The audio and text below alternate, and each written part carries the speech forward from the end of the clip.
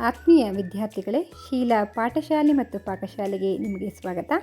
ಇವತ್ತಿನ ಒಂದು ತರಗತಿಯಲ್ಲಿ ಮಕ್ಕಳೇ, ಕಳೆದ ತರಗತಿಯಲ್ಲಿ ಮಾಡಿದಂತಹ ವ್ಯಾಕರಣದ ಪಾಠಗಳೇನಿತ್ತು ಅದಕ್ಕೆ ಸಂಬಂಧಪಟ್ಟಂತಹ 30 ಪ್ರಶ್ನೆಗಳನ್ನು, ಅಂದರೆ ಪ್ರಮುಖ ಪ್ರಶ್ನೆಗಳನ್ನು ಇವತ್ತು ರೆಡಿ ಮಾಡಿದ್ದೀನಿ. ಹಾಗೆ ಉತ್ತರಗಳನ್ನು ಸಹ ಕೊಡುವಂತಹ ಪ್ರಯತ್ನ ನಾನು ಮಾಡಿದ್ದೀನಿ.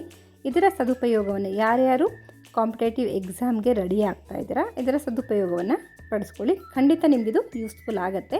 ಪೂರ್ತಿ ವಿಡಿಯೋವನ್ನು ನೋಡಿ, ಲೈಕ್ ಮಾಡಿ, ಶೇರ್ ಮಾಡಿ, ಕಮೆಂಟನ್ನು ಮಾಡಿ. ಈಗ ಸಮಯವನ್ನು ವ್ಯರ್ಥ ಮಾಡದೆ ವ್ಯಾಕರಣಕ್ಕೆ ಸಂಬಂಧಪಟ್ಟಂತಹ ಪ್ರಮುಖ 30 ಪ್ರಶ್ನೋತ್ತರಗಳ ಬಗ್ಗೆ ತಿಳ್ಕೊಳ್ಳೋಣ. ಮೊದಲನೆಯ ಪ್ರಶ್ನೆ, ಕನ್ನಡ ವರ್ಣಮಾಲೆಯಲ್ಲಿ ಎಷ್ಟು ಅಕ್ಷರಗಳಿವೆ ಅಂತ ಪ್ರಶ್ನೆ ಇದೆ. ಪ್ರತಿಯೊಬ್ಬರಿಗೂ ಸಹ ಗೊತ್ತಿರುತ್ತೆ, ಮರ್ತು ಹೋಗಿದ್ರೆ ಮತ್ತೊಂದು ಸರಿ ರೀಕಲ್ನ ಮಾಡ್ಕೊಳ್ಳಿ. ಓಕೆ, ಕನ್ನಡ ವರ್ಣಮಾಲೆಯಲ್ಲಿ ಒಟ್ಟು 49 ಅಕ್ಷರಗಳು ಬರುತ್ತೆ, ಆ ಇಂದ ಲ ವರೆಗೆ. ಆಯಿತಾ? ಪ್ರಶ್ನೆ 2, ಸ್ವರಗಳ ಸಂಖ್ಯೆ ಎಷ್ಟು?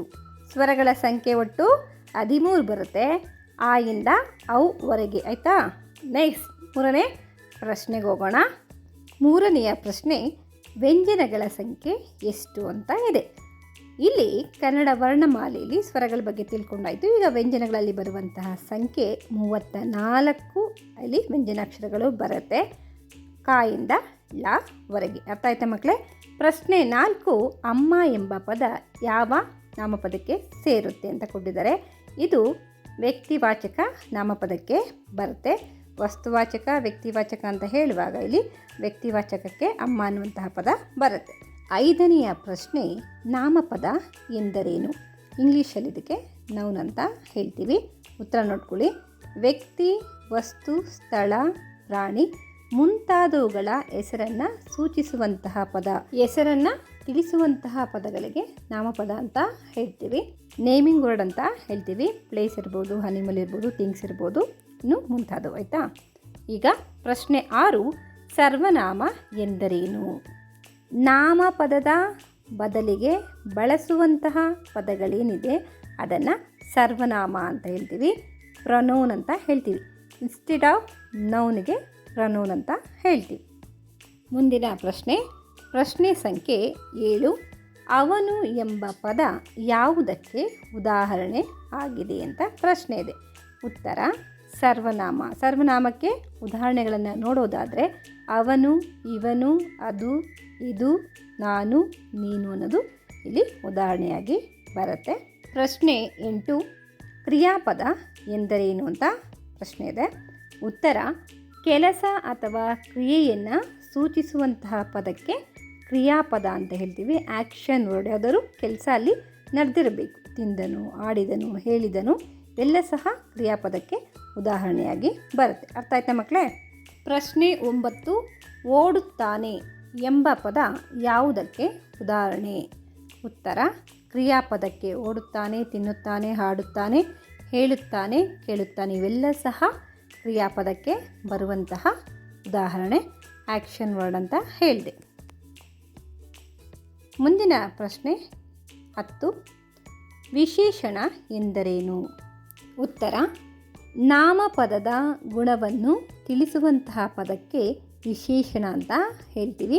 ಹೆಸರನ್ನು ಸೂಚಿಸುವಂತಹ ಪದದಲ್ಲಿ ಅದರ ಒಂದು ಗುಣವನ್ನು ತಿಳಿಸಿದ್ರೆ ಅದನ್ನು ವಿಶೇಷಣ ಅಂತ ಹೇಳ್ತೀವಿ. ಅಬ್ಜೆಕ್ಟಿವ್ ಅಂತ ಹೇಳ್ತೀವಿ. ಪ್ರಶ್ನೆ 11, ಸುಂದರವಾದ ಹೂವು ಅಂತ ಇದೆ. ಇಲ್ಲಿ ವಿಶೇಷಣ ಯಾವುದು ಅಂತ ಪ್ರಶ್ನೆ. ಆಯಿತಾ? ಸುಂದರವಾದ ಹೂವು ಅನ್ನೋದ್ರಲ್ಲಿ ಸುಂದರವಾದ ಅನ್ನೋದು ವಿಶೇಷಣ ಆಗತ್ತೆ. ವ್ಯಕ್ತಿ, ವಸ್ತು ಅಥವಾ ಸ್ಥಳದ ವಿಶೇಷತೆಯನ್ನು ತಿಳಿಸಿದ್ರೆ ಅದಕ್ಕೆ ವಿಶೇಷಣ ಅಂತ ಹೇಳ್ತೀವಿ. ಇಲ್ಲಿ ಸುಂದರವಾದ ಅನ್ನೋದು ಸರಿಯಾದಂತಹ ಉತ್ತರ. ಮುಂದಿನ ಪ್ರಶ್ನೆ 12, ಸಂಧಿ ಎಂದರೇನು ಅಂತ ಪ್ರಶ್ನೆ ಇದೆ. ಸರಿಯಾದಂತಹ ಉತ್ತರ 2 ಅಕ್ಷರಗಳು ಅಥವಾ ಪದಗಳು ಸೇರಿ ಹೊಸ ರೂಪವನ್ನು ಪಡೆಯೋದಕ್ಕೆ ಅಥವಾ 2 ಅಕ್ಷರಗಳು ಕಾಲ ವಿಳಂಬವಿಲ್ಲದೆ ಪರಸ್ಪರ ಬಂದು ಸೇರುವುದಕ್ಕೆ ಸಂಧಿ ಅಂತ ಹೇಳ್ತೀವಿ.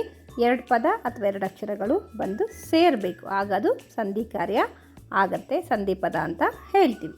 ಅರ್ಥ ಆಯ್ತಾ ಮಕ್ಕಳೇ? ಈಗ ಮುಂದಿನ ಪ್ರಶ್ನೆಗೆ ಹೋಗೋಣ. ಪ್ರಶ್ನೆ 13, ಸಮಾಸ ಎಂದರೇನು ಅಂತ ಪ್ರಶ್ನೆ ಇದೆ. ಇದಕ್ಕೆ ಸರಿಯಾದಂತಹ ಉತ್ತರವನ್ನು ನೋಡಿ. ಎರಡು ಅಥವಾ ಹೆಚ್ಚು ಪದಗಳು ಸೇರಿ ಒಂದೇ ಪದವಾಗುವುದು. ಆಯಿತಾ? ಎರಡು ಅಥವಾ ಹೆಚ್ಚು ಪದಗಳು ಸೇರಿ ಸಮಾಸ ಆಗುವಾಗ ಮಧ್ಯದಲ್ಲಿರುವಂತಹ ವಿಭಕ್ತಿ ಪ್ರತ್ಯಯ ಲೋಪ ಆಯಿತು ಅಂತಂದರೆ ಸಮಾಸ ಅಂತ ಹೇಳ್ತೀವಿ. ಅರ್ಥ ಆಯ್ತಾ ಮಕ್ಕಳೇ? ಮುಂದಿನ ಪ್ರಶ್ನೆ 14. ರಾಜಪುತ್ರ ಯಾವ ಸಮಾಸಕ್ಕೆ ಉದಾಹರಣೆ? ಉತ್ತರ ಷಷ್ಠಿ ತತ್ಪುರುಷ ಸಮಾಸ ಅಂತ ಹೇಳ್ತೀವಿ. ತತ್ಪುರುಷ ಸಮಾಸಕ್ಕೆ ಇದು ಉದಾಹರಣೆ ಆಗುತ್ತೆ.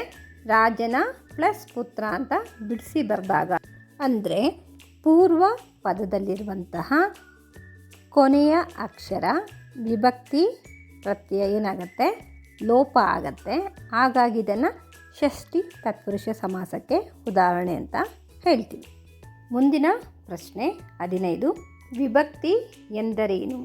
ಉತ್ತರ ನಾಮಪದದ ಸಂಬಂಧವನ್ನು ಸೂಚಿಸುವಂತಹ ಪ್ರತ್ಯಯ ಏನಿರುತ್ತೆ ಅದಕ್ಕೆ ವಿಭಕ್ತಿ ಅಂತ ಹೇಳ್ತೀವಿ. ಒಟ್ಟು 8 ವಿಭಕ್ತಿ ಪ್ರತ್ಯಯಗಳು ಬರುತ್ತೆ.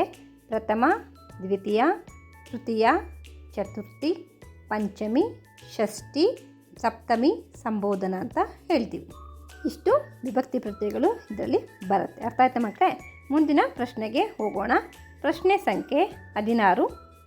ಕನ್ನಡದಲ್ಲಿ ಎಷ್ಟು ವಿಭಕ್ತಿಗಳಿವೆ ಅಂತ ಪ್ರಶ್ನೆ ಇದೆ. ಸರಿಯಾದಂತಹ ಉತ್ತರ 8 ವಿಭಕ್ತಿ ಪ್ರತ್ಯಯಗಳು ಬರುತ್ತೆ. ಯಾವುದು ಅಂತ ಕೊನೆಯ ಪ್ರಶ್ನೆಯಲ್ಲಿ ಹೇಳಿದ್ದೆ ಮಕ್ಕಳೇ. ಪ್ರಥಮ ಅಂತಂದಾಗ ಉ ಪ್ರತ್ಯಯ ಸೇರಿಕೊಳ್ತಾಯ್ತಾ? ಪ್ರಥಮ ಉ, ದ್ವಿತೀಯ ಅನ್ನು, ತೃತೀಯ ಇಂದ, ಚತುರ್ಥಿ ಗೆ, ಆಯಿತಾ? ಪಂಚಮಿ ದೆಸೆಯಿಂದ, ಷಷ್ಠಿ ಆ, ಸಪ್ತಮಿ ಅಲ್ಲಿ, ಸಂಬೋಧನ ಎ ಅಂತ ಹೇಳ್ತೀವಿ. ಒಟ್ಟು 8 ವಿಭಕ್ತಿ ಪ್ರತ್ಯಯಗಳು ಬರುತ್ತೆ. ಅರ್ಥ ಆಯ್ತಾ ಮಕ್ಕಳೇ? ಮುಂದಿನ ಪ್ರಶ್ನೆ 17. ರಾಮನಿಗೆ ಪದದಲ್ಲಿ ಯಾವ ವಿಭಕ್ತಿ ಪ್ರತ್ಯಯ ಇದೆ? ರಾಮನಿಗೆ ಗೆ ಅಂತ ಅಂದಾಗ ಹೇಳಿದೆ ಚತುರ್ಥಿ ವಿಭಕ್ತಿ ಪ್ರತ್ಯಯ ಬರುತ್ತೆ. ಅರ್ಥ ಆಯ್ತಾ ಮಕ್ಕಳ? ಮುಂದಿನ ಪ್ರಶ್ನೆಗೆ ಹೋಗೋಣ. ಪ್ರಶ್ನೆ ಸಂಖ್ಯೆ 18. ಲಿಂಗಗಳಲ್ಲಿ ಎಷ್ಟು ವಿಧ? ಉತ್ತರ ಲಿಂಗಗಳಲ್ಲಿ 3 ವಿಧ ಬರುತ್ತೆ. ಪುಲ್ಲಿಂಗ, ಸ್ತ್ರೀಲಿಂಗ, ನಪುಂಸಕಲಿಂಗ ಅನ್ನೋದು ಒಟ್ಟು 3 ವಿಧಗಳು. ಅರ್ಥ ಆಯ್ತಾ ಮಕ್ಕಳೇ? ಪುಲ್ಲಿಂಗ ಅಂದಾಗ ಪುರುಷರನ್ನು ಕುರಿತು ಹೇಳುತ್ತೆ. ಸ್ತ್ರೀಲಿಂಗ ಅಂತಂದಾಗ ಸ್ತ್ರೀಯರನ್ನು ಅಥವಾ ಹೆಂಗಸರನ್ನು ಕುರಿತು ಹೇಳುತ್ತೆ. ನಪುಂಸಕಲಿಂಗ ಅಂದಾಗ ಜೀವ ಇಲ್ಲದೇ ಇರುವಂತಹ ವಸ್ತುಗಳಿರ್ಬೋದು, ಅದಕ್ಕೆ ಹೇಳುವಂಥದ್ದು. ಈಗ ಮುಂದಿನ ಪ್ರಶ್ನೆ 19. ವಚನಗಳಲ್ಲಿ ಎಷ್ಟು ವಿಧಗಳಿವೆ ಅಂತ ಪ್ರಶ್ನೆ ಇದೆ. ಉತ್ತರ ವಚನಗಳಲ್ಲಿ ಒಟ್ಟು 2 ವಿಧ ಬರುತ್ತೆ. ಒಂದು ಏಕವಚನ, ಮತ್ತೊಂದು ಬಹುವಚನ ಅಂತ ಹೇಳ್ತೀವಿ. ಏಕವಚನ ಅಂತ ಅಂದಾಗ ನಾಮಪದದ ಸಂಖ್ಯೆ ಕೇವಲ ಒಂದು ವಸ್ತುಗಳನ್ನು ಸೂಚಿಸುತ್ತಿದ್ದರೆ ಒಬ್ಬ ವ್ಯಕ್ತಿ ಇದ್ದಾಗ ಏಕವಚನ ಅಂತ ಹೇಳ್ತೀವಿ. ಆಯಿತಾ? ಬಹುವಚನ ಅಂದಾಗ ಒಂದಕ್ಕಿಂತ ಜಾಸ್ತಿ ಇರುವಂತಹ ವಸ್ತುಗಳು, ಜನ ಇವೆಲ್ಲ ಸೇರಿಕೊಳ್ಳುತ್ತೆ. ಅರ್ಥ ಆಯ್ತಾ ಮಕ್ಕಳೇ?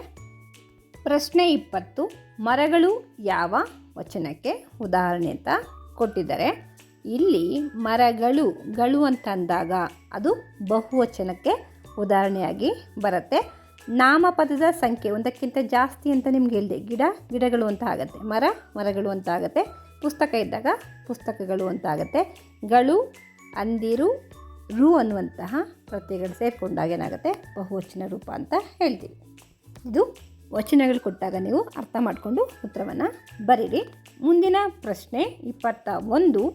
ದೊಡ್ಡ ಎನ್ನುವುದು ಯಾವ ಪದಕ್ಕೆ ಉದಾಹರಣೆಯಾಗಿ ಬರುತ್ತೆ? ಉತ್ತರ ವಿಶೇಷಣ.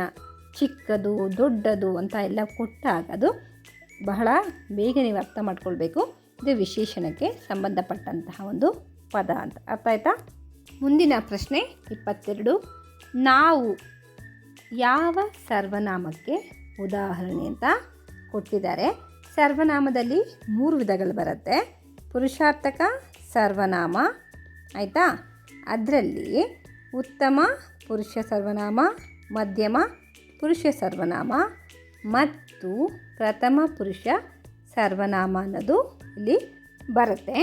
ಅದರಲ್ಲಿ ಉತ್ತಮ ಪುರುಷ ಸರ್ವನಾಮದಲ್ಲಿ ನಾನು ಅನ್ನೋದು ಉದಾಹರಣೆಯಾಗಿ ಬರುತ್ತೆ. ಇದು ಸರ್ವನಾಮದಲ್ಲಿ ಬರುವಂತಹ ವಿಧಗಳ ಬಗ್ಗೆ ಕೊಟ್ಟಿರುವಂತಹ ಪ್ರಶ್ನೆ ಮಕ್ಕಳೇ.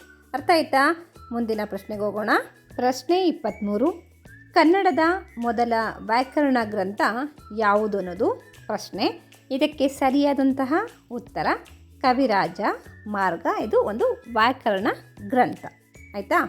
ಮುಂದಿನ ಪ್ರಶ್ನೆ 24. ವ್ಯಂಜನಗಳಲ್ಲಿ ಎಷ್ಟು ವಿಧಗಳಿವೆ ಅಂತ ಪ್ರಶ್ನೆ ಇದೆ. ಸರಿಯಾದಂತಹ ಉತ್ತರ ಯಾವುದು ಅಂತ ನೋಡೋಣ. ವ್ಯಂಜನಗಳಲ್ಲಿ 2 ವಿಧಗಳು ಬರುತ್ತೆ. ಒಂದು ವರ್ಗೀಯ ವ್ಯಂಜನ ಅಂತ ಹೇಳ್ತೀವಿ, ಇನ್ನೊಂದು ಅವರ್ಗೀಯ ವ್ಯಂಜನಗಳು ಅಂತ ಹೇಳ್ತೀವಿ. ವರ್ಗೀಯ ಅಂತಂದ್ರೆ ಏನು ಅಂತ ತಿಳ್ಕೊಳ್ಳಿ ಮಕ್ಕಳೇ.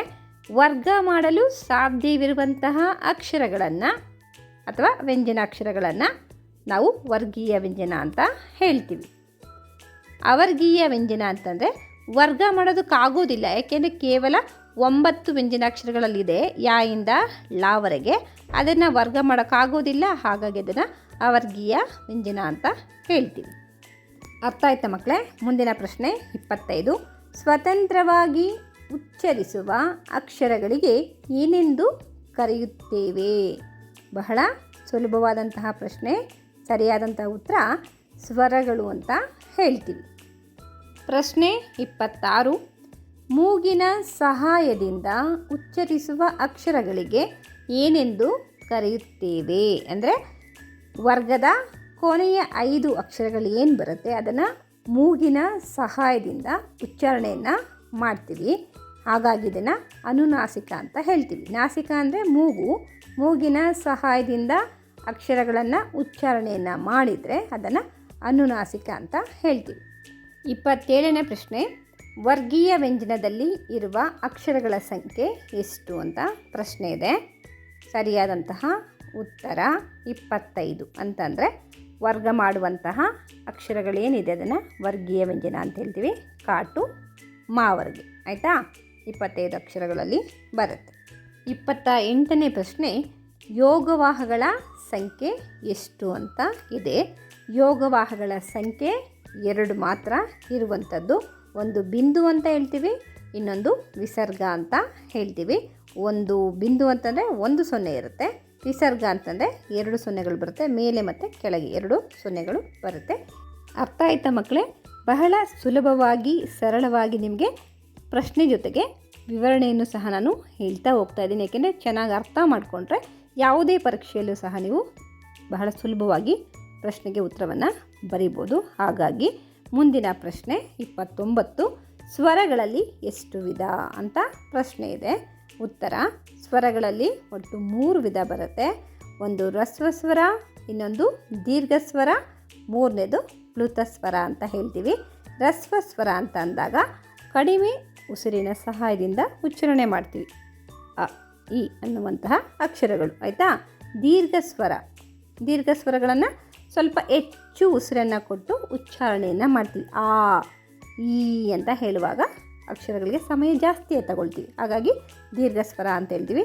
ಪ್ಲುತ ಸ್ವರ ಅಂದರೆ 3 ಮಾತ್ರ ಕಾಲದಲ್ಲಿ ಅಮ್ಮ ಅಯ್ಯಯ್ಯೋ ಅಂತ ಹೇಳ್ತೀಯಲ್ಲ, ಆ ಸಂದರ್ಭದಲ್ಲಿ ಪ್ಲುತ ಸ್ವರವನ್ನು ಬಳಕೆಯನ್ನು ಮಾಡ್ತೀವಿ.